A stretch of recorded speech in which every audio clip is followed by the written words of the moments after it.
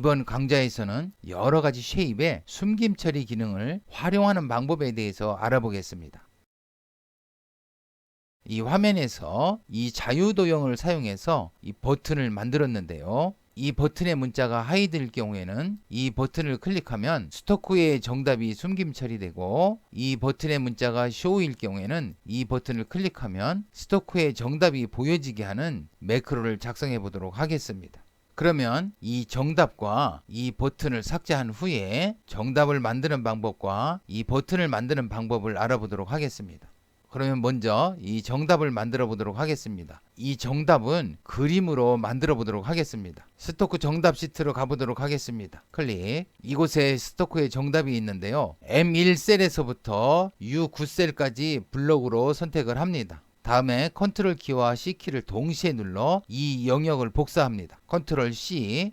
다음에 스토크 시트로 와서 클릭. M1셀을 클릭하시고 이 홈 탭에 붙여넣기가 있습니다. 이 붙여넣기 아래 삼각형 버튼을 클릭하시고 기타 붙여넣기 옵션에서 이 세 번째 그림을 클릭합니다. 클릭. 이곳의 정답이 그림으로 붙여넣기 되었습니다.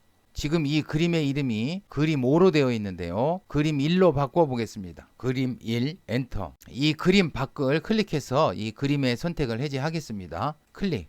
이 그림을 삽입하는 매크로를 별도로 작성해 보았는데요. Alt키와 F11키를 동시에 눌러 작성된 매크로를 같이 보도록 하겠습니다. Alt F11. 이 프로젝트 탐색기에서 모듈에서 모듈 2를 더블 클릭합니다. 더블 클릭. 다음과 같이 그림을 삽입하는 매크로를 작성해 놓았습니다. 이 부분 보시면 네 번째 시트에 M1셀에서 U9셀까지의 영역을 복사합니다. 이렇게 한 후에 첫 번째 시트 M1셀을 선택하고 첫 번째 시트에 그 그림을 붙여넣기 합니다. 이렇게 한 후에 이 그림의 이름을 그림 1로 변경해 줍니다. 참고하시기 바랍니다. 그러면 다음에는 자유도형을 이용해서 이곳에 버튼을 한번 만들어 보도록 하겠습니다. 삽입, 도형, 사각형에서 이 두 번째 모서리가 둥근 직사각형을 선택하겠습니다. 클릭. K셀 안에 자유도형을 삽입해 보겠습니다. 클릭한 후에 드래그 앤 드랍해서 이 K셀 안에 적당한 크기로 버튼을 만듭니다. 마우스 오른쪽 버튼을 클릭하고 텍스트 편집, 영문으로 하이드라고 입력해 보겠습니다. 하이드. 시프트 키와 방향키를 이용해서 블록을 씌우시고 홈에서 글꼴을 맑은 고딕으로 선택하겠습니다. 글꼴의 크기는 14로, 그 다음에 정렬은 상하 가운데 정렬, 좌우 가운데 정렬, 글꼴도 굵게 해보겠습니다. 굵게. ESC 누르시고 이 도형 스타일에서 이 아래쪽에 있는 화살표를 클릭합니다. 보통 효과 황록색 강조 3을 선택하겠습니다. 클릭. 이 자유도형의 이름이 모서리가 둥근 직사각형 2인데요. 이 자유도형의 이름을 버튼으로 한번 바꿔보겠습니다. 버튼, 엔터. 버튼 밖을 클릭해서 버튼의 선택을 해제하겠습니다. 클릭. 이 버튼을 클릭했을 때 정답을 숨김 처리하거나 보여주는 매크로를 작성해 보도록 하겠습니다. Alt키와 F11키를 동시에 눌러 작성된 매크로를 같이 보도록 하겠습니다. Alt F11. 변수 OWS에는 첫 번째 시트 객체를 저장하겠습니다. 첫 번째 시트 스토크 시트입니다. with and with 문을 사용해서 다음과 같은 작업을 할 건데요. 첫 번째 시트에 버튼이라는 쉐입, 방금 전에 만든 이 자유도형 버튼입니다. 이 버튼에 있는 이 문자가 하이드이면 이 버튼의 문자를 show로 바꿔줄 겁니다. 이렇게 한 후에 첫 번째 시트에 그림 1 쉐입, 이 정답이 그림 1 쉐입이죠. 그림 1 쉐입의 비저블 속성을 false로 설정을 해서 이 그림을 숨김 처리할 겁니다. 만약에 이 문자가 하이드가 아니면 그 문자를 하이드로 바꾸고, 다음은 A1셀을 클릭하고 이 드롭다운 메뉴에서 감귤을 선택하면 이곳에 화살표가 보여집니다. 다시 A1셀을 클릭하고 복숭아를 선택하면 복숭아의 화살표가 나타납니다. 다시 참외를 선택하면 참외의 화살표가 나타나는 크로를 작성해 보도록 하겠습니다. 이 화살표들을 먼저 삭제하고 이 세 곳에 화살표를 삽입해 보도록 하겠습니다. B3셀을 클릭하시고 삽입, 도형, 블록 화살표에서 네 번째 아래쪽 화살표를 선택하겠습니다. 클릭. 다음에 이곳에 드래그 앤 드랍해서 적당한 크기로 화살표를 삽입합니다. 이 서식에서 이 도형 스타일에서 이 아래쪽 화살표 버튼을 클릭하시고 미세 효과 빨강 강조 2를 선택해 보겠습니다. 클릭. 이 쉐입의 이름을 화살표 1로 한번 바꿔보겠습니다. 화살표 1 엔터. 컨트롤 C에서 이 화살표를 복사하겠습니다. 컨트롤 C 2, 3셀을 클릭하시고 컨트롤 V 위치를 적당히 옮겨주시고요. 이 자유도형의 이름을 화살표 2로 바꿔보겠습니다. 화살표 2 엔터. 다시 컨트롤 C에서 복사하시고 H3셀을 클릭하시고 컨트롤 V 또 위치를 적당히 옮기시고 다음에 이 자유도형의 이름을 화살표 3으로 고치겠습니다. 화살표 3 엔터. 이 자유도형 밖을 클릭하겠습니다. 클릭. 지금은 수작업을 이용해서 이 화살표들을 삽입했는데요. 매크로를 작성해서 화살표를 삽입해 보도록 하겠습니다. 프로젝트 탐색기에서 모듈을 보면 다음과 같이 매크로를 작성해 놓았습니다. 이 매크로에 대한 자세한 설명은 생략하기로 하겠습니다. 매크로 실행 버튼을 클릭해서 실행해 보겠습니다. 클릭. 조금 다른 색상의 화살표를 삽입해 주었습니다. 화살표의 면 색상, 이 색상은 이곳의 RGB 값을 수정해 주시고 화살표의 라인, 이 테두리 색상은 이곳의 색상을 변경해 주시면 됩니다. 이곳은 화살표의 위치, 이곳은 화살표의 크기입니다. 앞에 광자를 참고해서 이 부분들을 수정해 보시기 바랍니다. A1셀을 클릭하고 이 삼각형 버튼을 클릭해서 다음 항목을 선택했을 때 이 해당 항목에 해당하는 화살표를 보여줄 건데요. 그러면 A1셀의 값이 바뀔 때 이 화살표들을 보여줄 건데요. 이 셀의 값이 바뀔 때 매크로가 동작을 하게 하려면 체인지 이벤트를 사용하면 되겠습니다. 지금은 과일 시트에서 작업을 할 건데요. 이 VB 편집창에 프로젝트 탐색기에서 이 과일 시트를 더블 클릭합니다. 더블 클릭.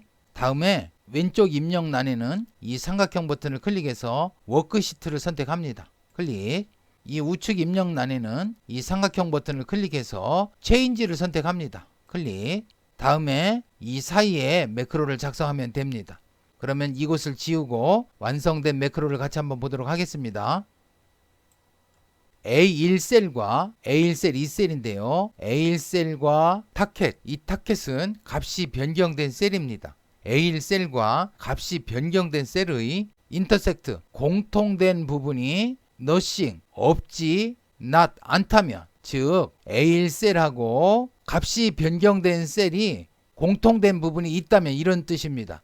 즉 A1셀의 값이 변경되었느냐 이런 의미입니다. 만약에 A1셀의 값이 변경됐다면 for each next 문을 이용해서 두 번째 시트의 쉐입들 중에서 이 과일 시트의 쉐입, 지금 이 화살표 3개의 쉐입이 있는데요. 이 3개의 쉐입 중에서 하나의 쉐입을 불러와서 그 쉐입을 변수 oShape에 저장하고 그 쉐입의 비저블 속성을 폴스로 해서 숨김 처리합니다.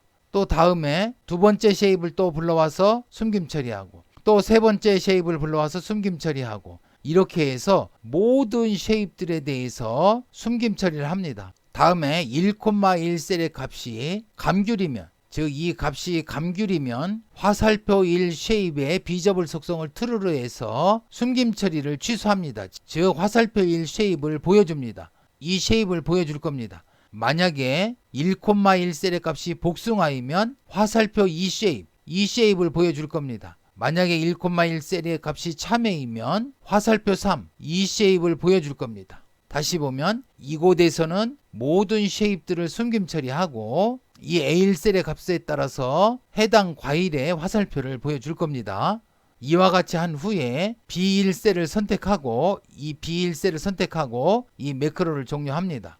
A1셀의 값을 변경해 보겠습니다. A1셀을 클릭하시고 이 삼각형 버튼 클릭하고 값이 변경돼야 되기 때문에 처음에 감귤을 선택하시면 안 됩니다. 복숭아 선택해 보겠습니다. 복숭아. 그럼 이 값이 변경됐지요. 그러면서 이 복숭아에 해당되는 화살표가 보여집니다. 다시 A1셀 클릭하시고 삼각형 버튼 클릭하시고 참외. 그러면 참외 화살표가 보여집니다. 다시 A1셀 클릭하시고 삼각형 버튼 클릭하고 감귤. 감귤의 화살표가 보여집니다. 다음은 이 학생의 번호를 클릭하면 이 사진이 변경되는 매크로를 한번 작성해 보겠습니다.